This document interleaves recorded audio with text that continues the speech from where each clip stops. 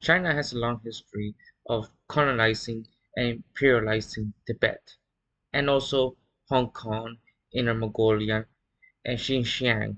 But today we're going to talk about Tibet. People forget there was a strong communist movement in Japan that was pro-independence. A great article written by Gelton Tronsempah in the Lausanne Hong Kong Collective article called The Forgotten Path of Dependent Communism, a critical fraction on Hung Song Wang and the rise and fall of the Dependent Communist Party. The existence of the Tibetan communists first seemed like an oxymoron, an impossible object. It interrupts the rigid economy of anti-Tibet pro-communist versus typical pro-Tibet anti-communist framing that people are used to. The former denies the People's Republic of China ruled as an oppressive force in Tibet, a position that obscures the fact that the People's Republic of China is inherent the nationalist and expansionist project of the Republicans and the Qing dynasty, two entities that communist forces in China fought against. It was the Chinese communists who completed the project of their predecessors, sometimes with exacting brutality. It was the 18th Corps of the People's Liberation Army Second Field Army that wiped out the massive portion of the male population of the tribes in the pastoral lands in Amdod in the 1950s before fighting continue westward towards central Tibet. Estimated total Tibetan lives lost due to the invasion occupation around 500,000 to 1.2 million. While this pro-communist framing often repeats the wholesale Beijing state narrative of Tibet, the anti-communist framing of Tibet uses American foreign policy instrumentation of Tibet struggles to manufacture consent towards conflict with China. Tibetans portrayed as victims of communism have become useful in this way to Western imperialism. Narratives of Tibet are often forced into this rigid economy, making it challenging to navigate alternative pathways of emancipatory politics in Tibet. Like many other Tibetans in the diaspora, the people attended protests for Tibet independence as childhood. Newspaper clippings protesting the people they talk about, slogans and chants from these demonstrations have become modern mantras ingrained in the memory of Tibetans. Especially the 2008 Beijing Olympics and the riots throughout the plateau brought elevated attention to Tibetan struggle. Often the slogan of these protests possessed the Chinese Communist Party or CCP as a singular source of oppression in Tibet. They present the communist ideology as a culprit behind a violent authoritarian power that requires the intervention of the capitalist Western governments. This line of thinking fits conveniently within the nexus of Western foreign policy. The gravity of U.S. interests has long influenced the conception of Tibet. Tibet became a cause célèbre in the 1990s and the 2000s. The episodes by American actor Richard Gene's support, as well as massive concerts headlined by the likes of the Beastie Boys, Red Hot Chili Peppers, Blondie, Smashing Pumpkins, and Rage Against the Machine, to name a few. Despite the fanfare, the direct impact of these campaigns on the plateau was minimal, and remains minimal from most observations, as Che Guevara quotes it in The Belly of the Beast. Mark Fisher's critique of Live Aid remained integral, especially considering the 1998 Tibet Freedom Concert was the largest benefit concert since Live Aid. In capitalist realism, Mark Fisher criticized the cultural consumer activism that drove Live Aid, one that is also easily applied to Tibetan Free Concert. The original Live Aid concert in 1985 has insisted that they carry individuals and family directly, without the need for any kind of political solution or systematic reorganization. In this instance, we substitute famine with Chinese occupation of Tibet. These freedom concerts were an enormous success in raising awareness of the causes of Tibet independence and pushing for the right-based approach.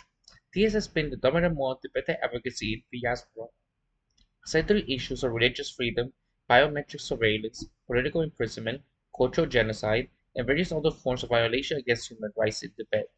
Appealing to foreign power centers and population, this moral advocacy has been successful in securing the funding for various Tibetan programs outside Tibet, aimed at sheltering emerging exile populations, as well as administering support needed to sustain them. But Tibet is not free for all the fanfare that we receive from the carrying individuals and stars in tuxedos. Much of said aid has only deepened Tibetan's advocacy dependency, an institution affiliated with the U.S. State Department. Furthermore, funding the actual Tibetan-led initiatives has grown inconsistent in recent years. What tends to happen rather is that these carry individuals appear to human rights in Tibet They often end up manufacturing consent for continued hostility towards China that feeds a century-old xenophobic foreign policy position that Western governments hold. Meanwhile, the repression in Tibet continues apace, given that past and present tactics from posters, slogans to benefit concerts hasn't moved the needle in a meaningful way for Tibetans in the plateau. New horizons must, at a minimum, be considered to grow and sustain the Tibetan revolutionary politics. It must align with people with other political movements. What lessons lie in the history that could inform our future? It's come to believe that the recovery of the politics of liberation solidarity with Tibetans, we must first confront the legacy of Tibetan communism. In this vein, a study is the of Tibetan revolutionary, the political life and times of Baba Punsho Wangyal, the founder of the Tibetan Communist Party. This trajectory that the TCP, by dissecting his autobiography, it will find all Tibetan organizational design that could inform how Tibetans today could organize a leftist vision for Tibet imagined by Tibetans rather than exogenous one imposed by China. For this, Baba Punsok Wangyal pathway to resistance offered much to us. In his efforts, he helped pluralize the vision of Tibetan modernity that came to head at that era. Going into the book, they organized and mobilized the people in the plateau. What led to their demise? The other spy revealed the details and incredible difficulty forces that the TCP could not overcome. Its lessons then gave even more weight to the current conjuncture in the Tibetan struggle. The same nationalist tendency that silenced the TCP had become a main cross of China's policy, not just towards Tibet, but also towards another minority groups. The access of this struggle should then be the central concern for Tibetans and their allies alike. And must be important. The origins of Tibetan communism. Given the all independent movement in China, like Xinjiang, Taiwan, Hong Kong, Inner Mongolia, etc., Tibet is the smallest when it comes to population and geography and political activism over there, given the extreme suppression compared to the other ones. How did Tibetan communism emerge, and why does this matter? If one allows common historical trajectory in the West, one might imagine Tibetan factory workers rising against their bosses. In reality, Tibetan communism was born out of the opposition to increased Chinese control in eastern Tibetan areas, Kham and Amdo, during the Republic era, and were true Tibetan regions under the violent rule of Chinese warlords, a logical extension of the expansionism of the Manchu-led Jin dynasty, which sought to expand China's border into areas they had little to do administrative control over. These militaries took the expansion of China into Tibet into their own hands. These embattled areas reinforced the Amdo and Khan that were too far from reach of the Tibetan government of the 13th Dalai Lama, also known as Gai Denpon Ram, which was based in Lhasa, a distance nearly 2,000 kilometers. In this area, Lhasa had few political structures in place. In Amdo, a tribal system of clans reigned, while in Khan, power console around chieftains. In the 1930s, Lhasa troops tried to retake territory held by warlords Hui Wenhui and Ma Bufang and were rebuffed. The PRC's angle on Tibet is a revisionist one that imagines the invasion as a liberatory one that freed Tibetans serfs of the feudal theocratic change. As socialist writer Charlie Ford points out, the same argument could be used to justify the conquest in Africa, Asia, and Latin America on the ground that the conquerors were already subject to oppressive social systems. In fact, China initially made no claims of liberating serfs, as Chinese scholar Wang Liushang puts it, and I quote, as long as Tibet returned to the arms of the motherland's big family, Beijing was quite willing to tolerate the preservation of the feudal serf system there. He continues, local affairs to continue to be administered by the Tibetan authorities and one country two system mechanism was set in place. The name given to the tactic was the United Front. What it meant to practice was an alliance between communists and Tibetan ruling class who would cooperate in consolidation of Chinese sovereignty. And this is another example of why Marxists, specifically the Leninists, Stalinists, and Maoist variety, are counter-revolutionary and will gladly join forces with reactionaries like theocrats, feudalists, monarchists, and fascists to maintain their version of capitalism, aka state capitalism. Thus, Tibet was and remains an incredibly politicized place, subject to complete historiography from duly political ideologies and world hegemons, rather than the United States or China. The Tibetan Communist Project was founded in 1943 and resigned under Louis Wonsan's vicious rule over Qing Khan, the name given to the project of Chinese expansionists that ruled Khan. It's crucial to note that here both the age and economic background of the Tibetan communists. In standard form, the students who had the time and intellectual resources to develop Tibetan communism belonged to a certain class. Tibetan historian Tesari Shakya notes that this group were all children of wealthy merchants or aristocratic families. They were all teenage schoolmates who desired a Leninist-style Soviet system that would grant campus greater autonomy and sovereignty within the Chinese state. They were introduced to Lenin's nationality and the right to self-determination by Mr. Wan, their teacher at the school administrated by Shen Tan-shek's Mongolia and Tibetan Affairs Commission.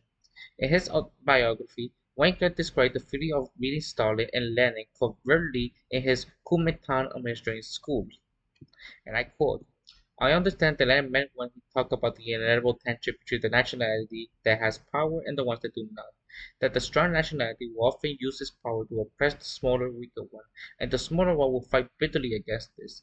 I feel sometimes as if Lenin knew exactly what I was thinking, what I care about the most. End quote.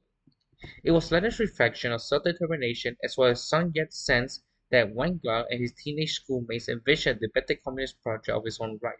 They will begin organizing around student issues at the school, challenging issues such as school house chauvinism and the oppression of the compounds by the Kuomintang soldiers, calling for a better combination of the better students.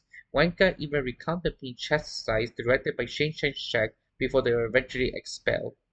Tenure and backdrop of their organized places to debate the communists squarely as a youthful, if not naive, endeavor. Despite the setbacks that he experienced, the Wang Yao will continue to pursue the Tibetan communism, especially until Wang Yao's political goal is the following way, and I quote, to win over the progressive elements among the students and aristocracy in the political debate, the kingdom of the Dalai Lama to a program of modernization and democratic reform, while building support for a guerrilla struggle to overthrow Sichuan warlord Lin Wenfu's rule in Kham.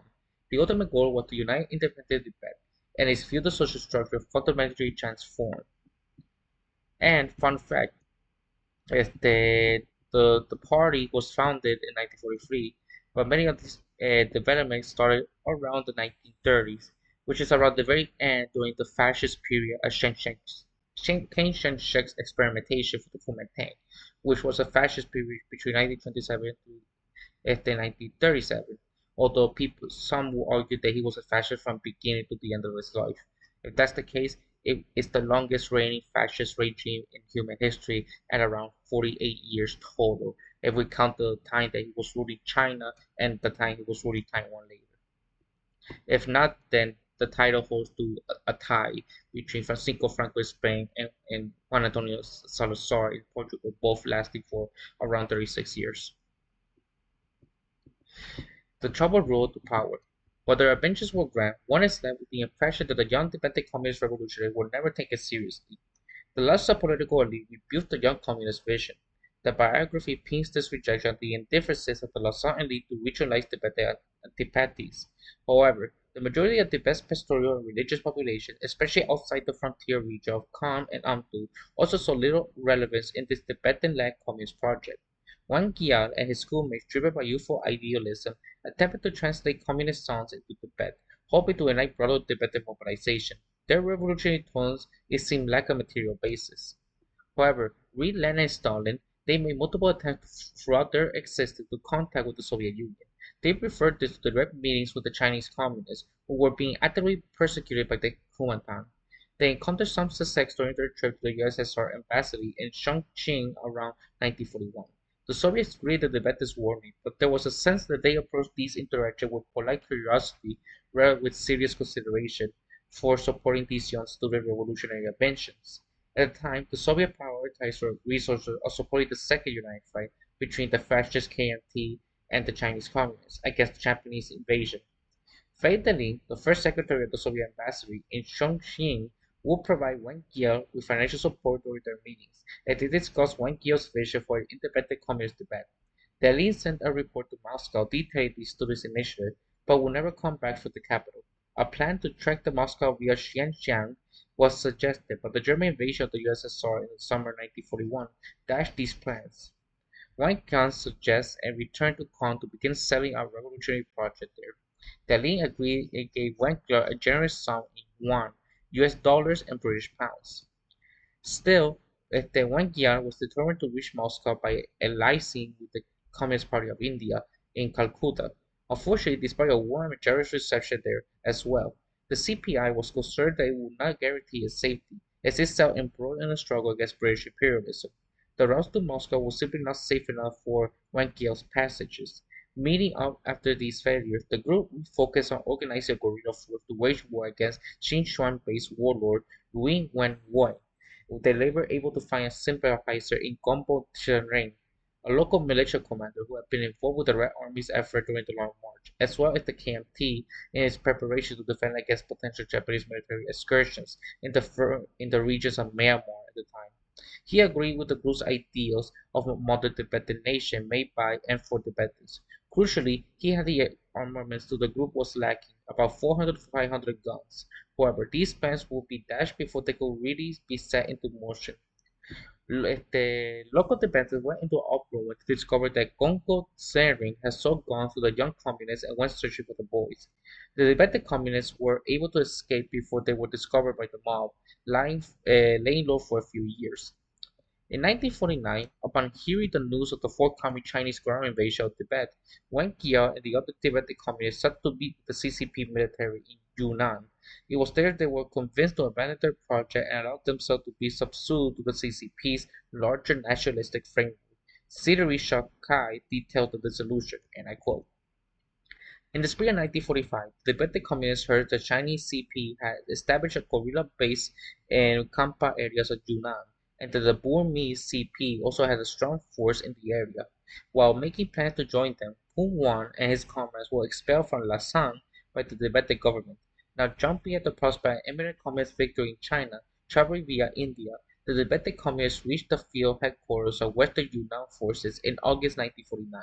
Here, however, the Red Army commander, Bai, named Wu Zheng, demanded that the Tibetans dissolve their party into the CCP as a condition of joint guerrilla activity. After much argument, Phu Wan agreed, forced to abandon his goal of self-rule as an independent communist party in Tibet. He explained here that he still hopeful that working for the Chinese Communist Party would lead to the reconstruction of Kham and possibly the whole Tibet area on both sides of the Trichu River as an autonomous republic that would function in similar way to an autonomous socialist republic in the Soviet Union. It will be under Chinese sovereignty, but it will be controlled by Tibetans. End quote. After the dissolution, Wang Yao will play an important role in this negotiation of the 17-point agreement between the Dalai Lama's representative and Beijing. The agreement would later be repudiated by the Dalai Lama in 1959. From 54 to 55, he acted as the official interpreter of the meetings between the young Dalai Lama and the top CCP brass, including Mao Zedong and Zhou Enlai. Wang Lian has shown great trust by the party after his dissolution of the CCP, but his trust would disappear as his advocacy for Tibet came to regard as suspicious. From inside the CCP, Peng Shou was, as Shaka writes, a critical of the chauvinism and top-down attitude of many of the CCP's cadre. For instance, where the Punjab openly disagreed with the policies of the brutal Qing Kai general Fan Ming, where he lied to the fruit of the PRC's Mingsu classification project of the 50s to intensify state control over all Jin border population, even better than the Jin dynasty. Tibetans like Kazakh and Mongolians around Chinese border region were labeled as backwards, and the Chinese state put their areas under its control in order to bring them into quote-unquote modernity.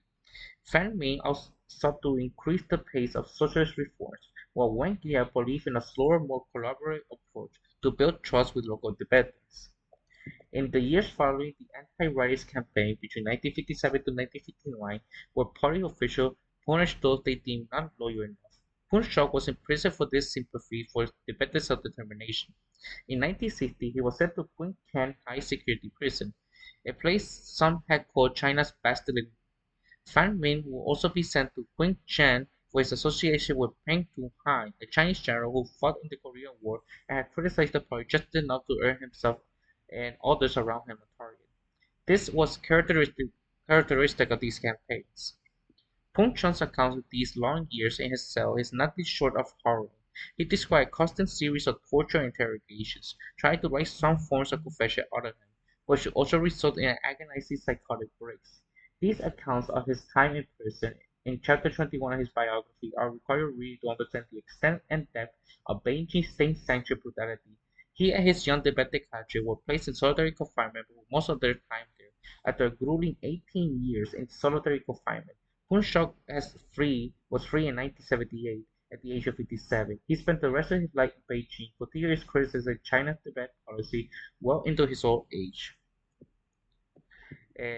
Huanca's simple crime was for the advocacy of Tibetans, which was deemed as local nationalism, an object of scorn for China to continue to this day, as is seen as embedding to create a more efficient Chinese-speaking labor force in Tibet.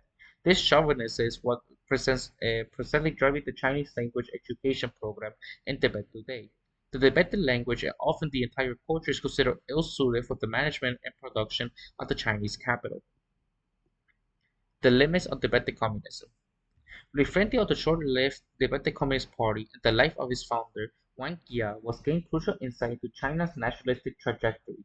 Tibetan communism was a youthful dream fueled by desire for self-determination against a much larger, more experienced, and industrious Chinese military force. The focus of the work of the Tibetan communism was to convince the aristocracy of political Tibet of a project of modernization and unity, and to form a guerrilla force to repel Louis Wenquo's advances in Kham. Wang Jiao and other students were on the battlefield of both these fronts. Many members of the Tibetan ruling class opposed such projects. Rather than engage in nation building, they preferred to hold on their titles and estates. Wang Jia captured the essence of this conservative thinking, the arrogance of certain members of the religious elite, the cruelty of some of the monks and he encountered during his travels, and the poverty of the peasants, worse than in China itself, under the heavy taxes of the poor reed labor system. Perhaps the control that the aristocracy was all too much. Communism as a roadmap led to the Tibetans nowhere. Chinese communism, on the other hand, has absorbed much of its state predecessor, desire and tactic to maintain a large territorial empire. Because of this, Tibetan self-determination is seen as an existential threat that could break apart the empire. This brings into question the idealistic revisionism of campists who want rigid support for a repressing state that must contend with the harsh realities faced by Tibetan communists. If one is to claim the mantle of socialism and emancipatory aims, what use is to justify the Chinese liberation of Tibet at the expense of Tibetan communists who were among many of the Tibetan land endeavored towards Tibet's liberation despite the summary odds? Is socialism something to be joked onto? In which case, what is stopping socialist government from invading the rest of the folk world and dragging them into modernity as China did to Tibet? This line of argumentation mirrors the paternalistic logic employed by many Western colonial conquests, as Rudyard Kipling's 1889 poem, The White Man's Burden, which is painted popularly newly colonizer by the British as childlike and in need of guidance. The Tibetan communism has a second life, or reincarnation, so to speak. In 1979, the Tibetan Communist Party in exile was founded. It's like saying its endeavor's predecessor, it was compromised by a few bright young Tibetans. Kelston Tumpon, the chairman, was a prominent literary and cultural figure of the exile world, who will often lament the outside power and solitary of the Tibetan aristocratic elite in exile affairs. Party might be a generous term for the TCPE, whose membership is been rumored to be around 4. Actually, the TCPE was a small ideological circle of intellectuals who produced pamphlets and contributed to the wider Tibetan exile debate. In fact, the launch of their party received support from the Dalai Lama, who on prior occasions expressed interest in Marxism and advocated for continued dialogue between communism and Buddhism. But the party was short-lived, existed for only 3 years, and disbanded after continued harassment of its small but devoted and enrooted membership. In his later years, Dong Huang would describe these communist attempts to an era of youth. In these attempts at Tibetan communism has shown errors. It perhaps the errors and imprecision that come with these wide eyes, well-mouthed endeavors. In both instances, as the separation points in time and geography, the Tibetans had turned to communism in search for solidarity, the means of liberation involved them in many socialist revolutionary attempts. Unfortunately, Tibet lacked a sizable proletarian base that suited Marxist revolution. Even the Chinese Communist Project, which is scattered industrial proletariat, have mobilized the peasantry, faces severe material crisis, and fuels ongoing military struggle against Imperial Japan into its program. The best peasantry was not in the midst of either the best largely subsidized-based agrarian economy or largely chocolate alone in the contrast to the dying humanitarian century of the Qing Empire, which the Republicans and Communists were in a rush to save. Communism gave Punjab Wang Lin a lens which to imagine an alternative horizon for a modern Tibet led by Tibetans. It allowed Wang Yao proximity to and access to top-level CCP officials, but did not give him the tools to save Tibet. Beijing's vision of the history unification deems Tibetan society, whether Lamaist, tribal, or chief-led, to be backward, stuck in some middle rug of history.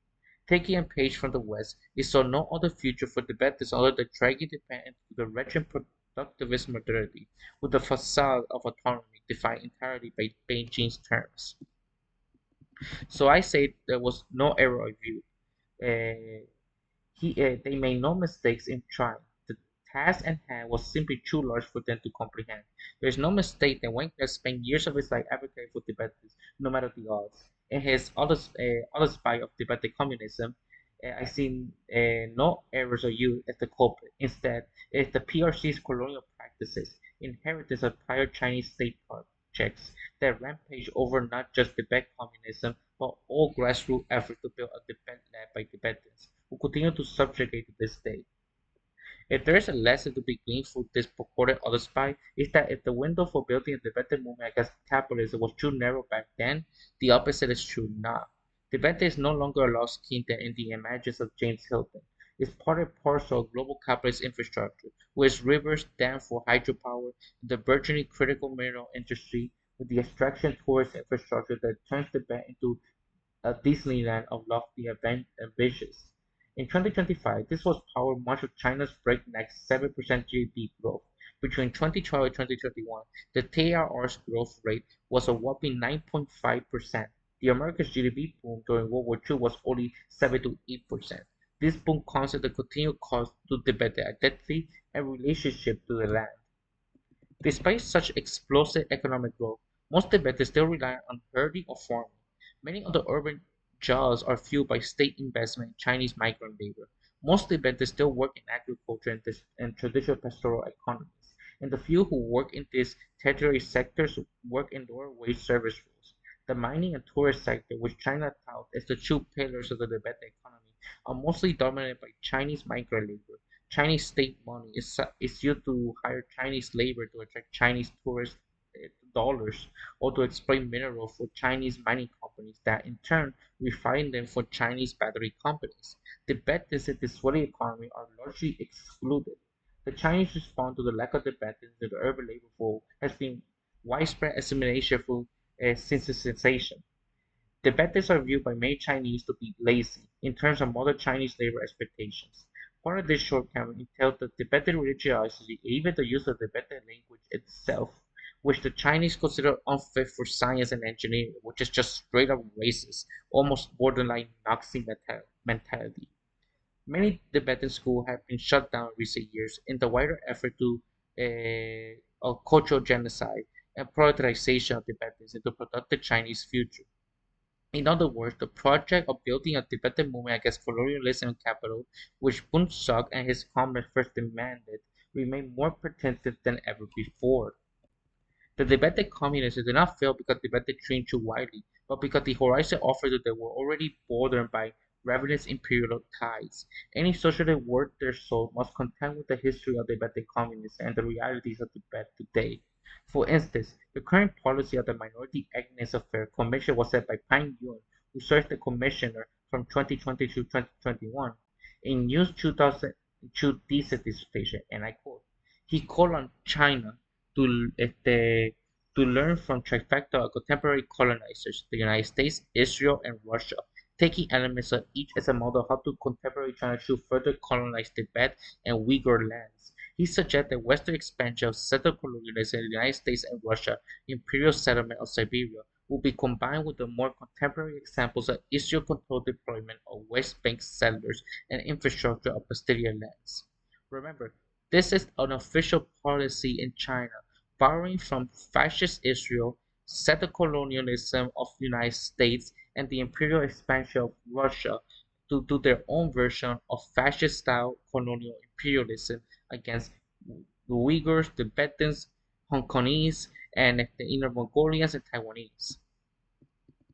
The issue Tibetan naturally wants to with China's practices are no longer exclusive to China. There is an immense wealth of knowledge to be gleaned from the anti-colonial struggle of the Americans for Tibetans. There are main contention, if not oppression, by labor relations, but by interrupting Tibetan relation to land. What Pangyu's thesis in a session within the state show is an overlapping colonial playbook, which states share the same tool, study one another, and work towards the same goal. The antithesis for it then is clear. It has to be shared solidarity. We must study one another's struggle and refine our own playbook, rather than continue on these little silos of resistance. Road and rail can be blocked in the same way, regardless of pretext or language. For us outsiders of the plateau, that means elevating those colonial contention and overlaps and creating networks and institute devotee solidarity outside the influence the NAT-funded groups. Any decolonial future with fortune will be strengthened by such understanding. Any internationalist, decentralized, anarchist future worth forging must begin.